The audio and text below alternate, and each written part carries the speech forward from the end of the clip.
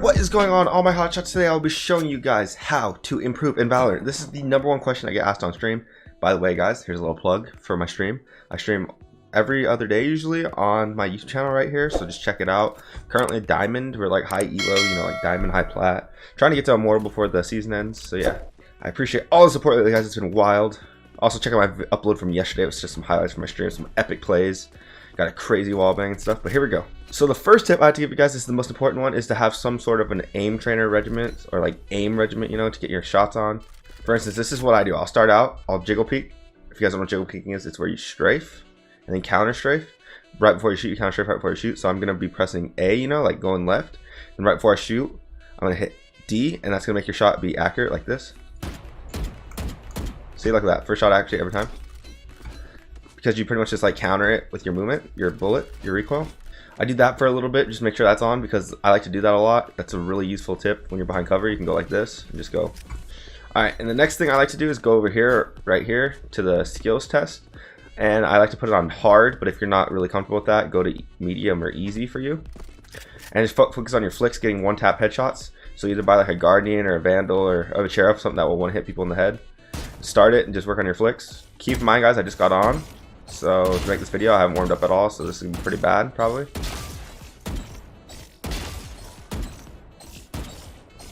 Yeah, it's gonna be really bad. But yeah, you guys get the point. I like to usually do like 15, hit 15 targets to 30 targets, depending on how my accuracy is that day. But as long as I get 15, I'll be happy. I also count body shots, because the Vandal is horrible for shot accuracy, as some of you guys may know. Alright guys, and the next and final thing I'll do for my warm-up / aim train is go through teleport right here, do spike diffuse, make sure it's on the hardest difficulty, then you're going to want to buy a Phantom or Vandal, whatever you prefer. I'm more of a Vandal guy myself right now, especially after the buff. Just work on clearing these angles.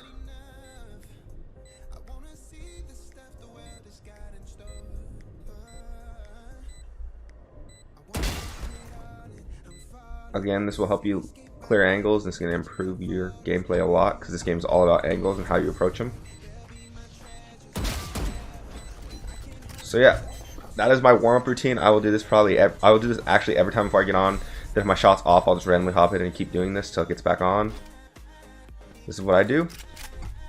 Everyone should have some sort of an aim regiment. That is just mine. You can also use aim labs or Kovacs, but that's the #1 thing I'd recommend.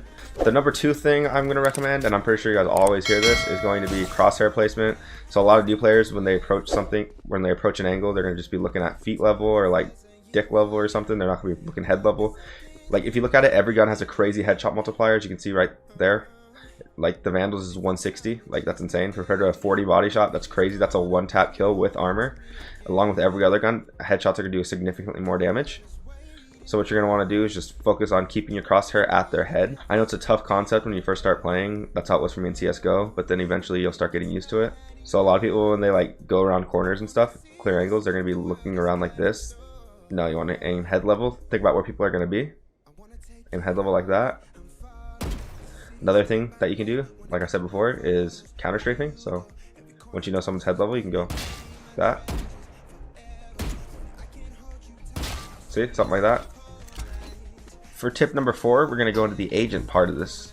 So basically, if you're a low elo player, you're going to always complain about people, just your teammates being bad and stuff. Really, it's not your teammates being bad. It's actually you most likely holding the team back, because you're probably insta-locking like everyone else does, like insta-locking a Reyna or a Raze, when in reality you should be insta-locking someone that can help your team. You really don't want to play duelists too much, because they don't really provide anything for the team. You want to play someone that can help your team. So my top characters for you to play are going to be Omen, Killjoy, Cypher, Brim, and Sova. I say this because these guys can help your teammates. For instance, Brim and Omen, they can smoke off lines of sight. Say your teammates are pushing stupid stuff, you can smoke them off, so that way they stop dying. With Cypher, and Killjoy, you can defend flanks, and you can also hold off sights on defense. It's really important. And I say Sova because Sova is, honestly, in my opinion, he's the most overpowered character in the game right now. His arrows can provide intel and let your teammates know where they're at. Like, it doesn't take a brain scientist to know when someone's highlighted red that they're right there. Also, his shock darts are insane. His lineups are insane. He has his recon drone, which can help your teammates. But basically what I'm trying to get at is that you need to have characters that are going to help your team, because if you're playing Arena, Raze, Jet, Phoenix, you're really not going to contribute to your team too much, just due to the fact that their whole kits are revolved around killing. You should really try and help your team as much as possible, because at the end of the day, the way you rank up is going to be based off how much you win by, not really if you have the most kills or not. That's a factor after you win, but you need to focus on winning first. Another very important thing is to realize like what your team is playing. So for instance, if everyone picks a duelist, you're not going to have any smokes, so you obviously need smokes. Like in my opinion, smokes are the most important thing in the game. If you have no smokes, you're screwed, because everyone can just see you from every angle. You need smokes. You need to smoke off common spots such as heaven on split or a ramp on split, just those common spots where people are going to peek. That way it's one less angle you have to clear and you can take side easier.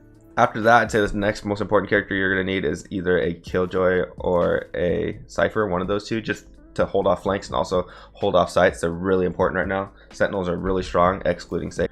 That is a huge tip for you guys, is just to base who you pick off what your teammates pick.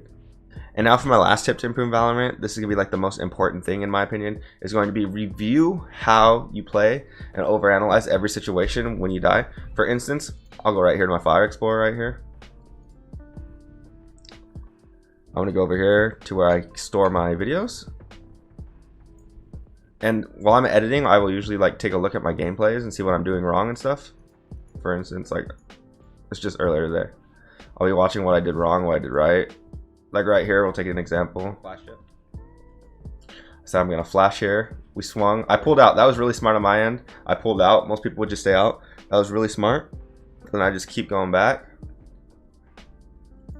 Had good crosshair placement there. I would have headshot if my jet didn't kill. My jet popped off there. Got a 4-piece. Long. Got the calm for long. Ballsy teleport right here, but I saw there was a teammate behind me. That's why I did that, because I feel like he would have traded that. I was a really ballsy teleport. I would not recommend that, but I knew I had a teammate behind me. That's why I did that. So yeah, like while I'm editing, I'll just go over that and look at some rounds, see what went wrong, what went right, how I could improve my gameplay.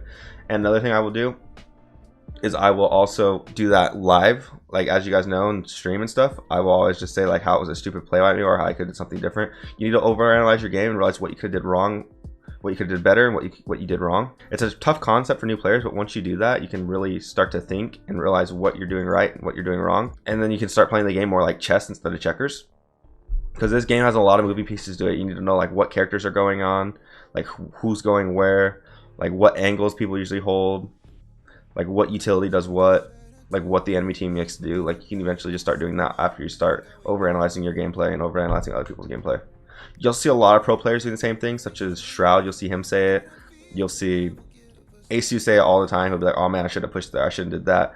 But you learn from your mistakes. Also, there's a lot of situations where you literally couldn't have done anything better. Like sometimes you just get swung by 2 or more people and you just can't do anything. But it's those situations where you just are like, I did my best.